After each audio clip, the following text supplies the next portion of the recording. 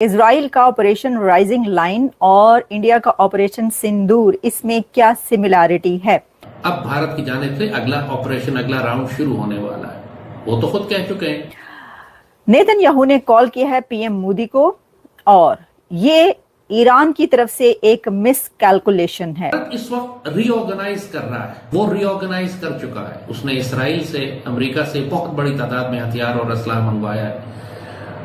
Israel उस जंग में भी भारत के साथ शामिल है पाकिस्तान के खिलाफ। जितने ड्रोन पाकिस्तान के खिलाफ फायर हुए थे, पूरी पाकिस्तानी कौम जानती है, वो इसराइल ने ईरान पर जो स्ट्राइक्स की उसमें उनकी तमाम की तमाम बड़ी मिलिट्री लीडरशिप का खात्मा कर दिया। और इसराइल की जो स्ट्राइक्स थी वो इतनी प्रिसाइज थी, उन्होंने कमरों के अंदर अपने बेडरूम्स में सोए हुए ईरान के मिलिट्री लीडर्स को वहीं पर उनके बेड पर मारा है।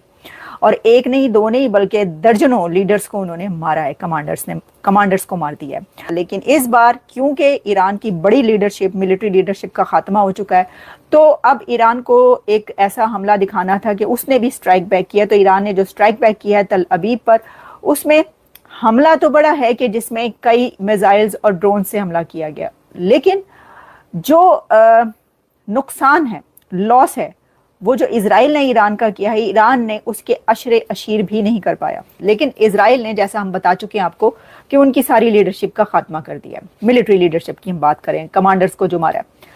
अब हम बढ़ते हैं इस पहलू की तरफ कि क्या इजराइल का ये हमला, यानी जिसको ऑपरेशन राइजिंग लाइन का नाम दिया गया, ऑपरेशन सिंदूर, यानी इंडिया के उस ऑपरेशन से सिमिलर है, मिलता जुलता है, जो कि इंडिया ने पाकिस्तान पर हमला किया था।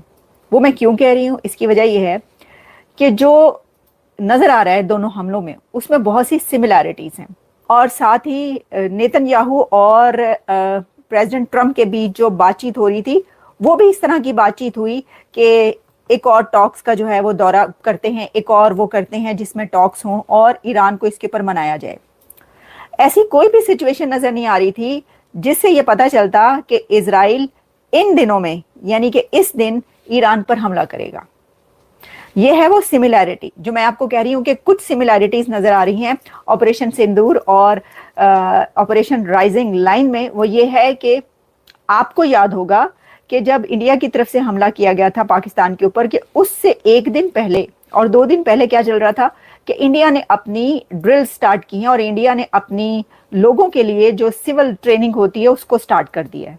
तो अलार्म्स बजाए जा रहे हैं, सायरन बज रहे हैं और लोगों को जो है इसके लिए तैयार किया जा रहा है। तो जो एक सिविल ट्रेनिंग होती है वो शुरू की गई है, जो अभी 1 हफ्ता चलेगी, चंद दिन तक चलेगी। तो उससे यही लगा, सब समझे, हमने भी जब भी बात की कि ये तो इसका मतलब है कि अभी कई दिन लगेंगे हमले में, अभी तो हमला नहीं होगा भारत की तरफ से। लेकिन फिर आपने देखा कि जिस शाम को ये कहा गया था और ये सामने नजर आ रहा था कि अब जो है वो सिविल ट्रेनिंग, उसको क्या कहते हैं, वो स्टार्ट कर दी गई है लोगों की, और अब वो किया जा रहा है, तैयारी की जा रही है जंग की। तो उसी रात को पाकिस्तान के ऊपर हमला हुआ था। एक तो ये बात कि कोई इंडिकेशन ऐसी नहीं नजर आ रही थी। ये तो पता था कि अगले चंद दिन में हमला होगा, लेकिन ये नहीं पता था कि इतनी जल्दी होगा और इसी दिन होगा। ये जो है वो सिमिलैरिटीज हैं जो दोनों ऑपरेशंस के बीच नजर आती हैं। अच्छा, एक और दूसरी सिमिलैरिटी क्या है?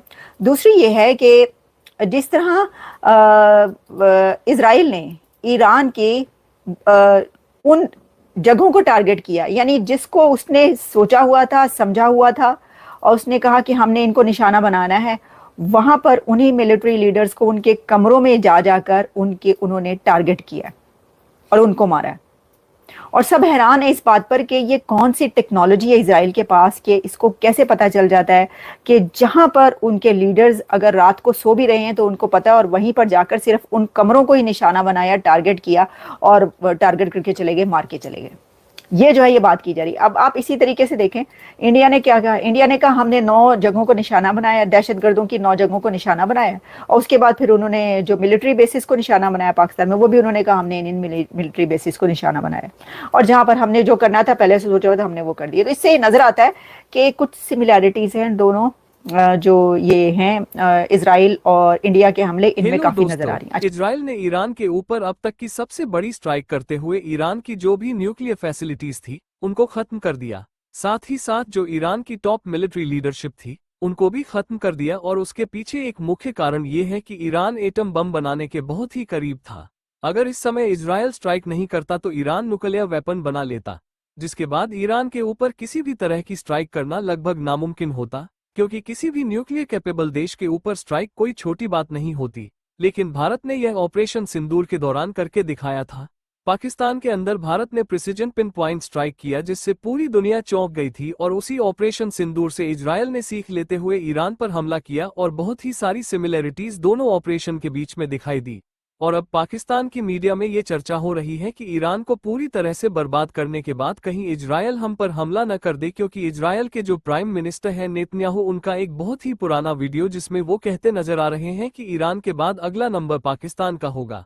अब ऐसे में पाकिस्तान के अंदर काफी पैनिक सिचुएशन है। और साथ ही साथ पाकिस्तान के अंदर यह भी चर्चा हो रही है कि क्योंकि भारत और इजराइल बहुत अच्छे दोस्त हैं और हाल ही में ऑपरेशन सिंदूर के दौरान जिस तरह से भारत ने पाकिस्तान को स्ट्राइक किया उससे सीख लेते हुए इजराइल भी पाकिस्तान पर हमला न कर दे। और उस सिचुएशन में पाकिस्तान रिटेलिएट भी नहीं कर सकता, क्योंकि इजराइल के ऊपर अमेरिका का हाथ है और अमेरिका के खिलाफ जाकर पाकिस्तान कोई कदम नहीं उठा सकता।